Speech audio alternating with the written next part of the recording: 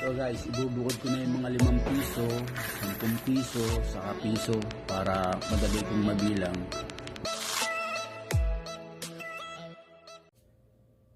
Hello guys! Ako dito, si Galcoins TV. Alam mo na ba? Dapat alam mo. Eto guys ha, na-share ko na sa inyo to ha. Nabanggit ko na sa inyo na ito po ay walang added value.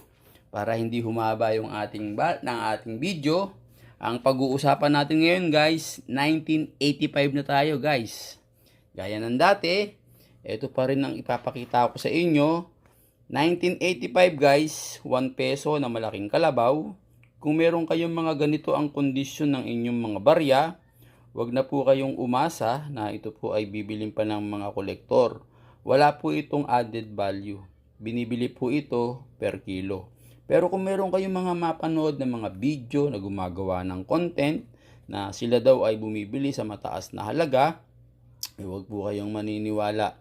Hindi po yun totoo. Siyempre, aasa lang kayo, mag-aantay kayo kung mare-replyan kayo.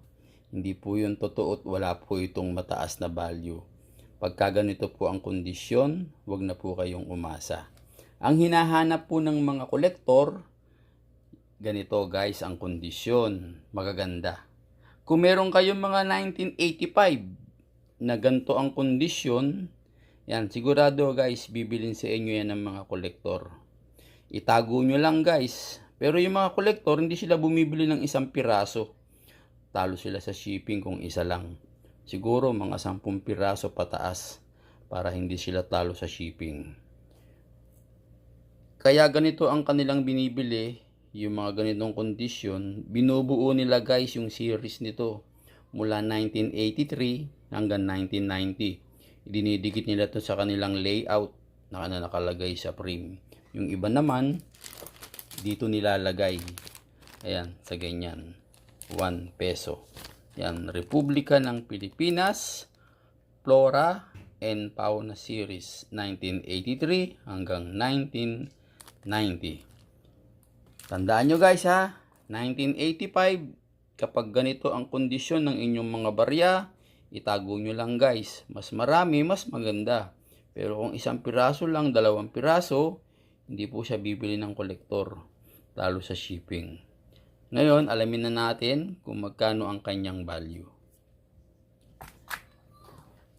Dito tayo guys uli. Pakita ko uli sa inyo. Nakalagay dito, 1 peso, large type.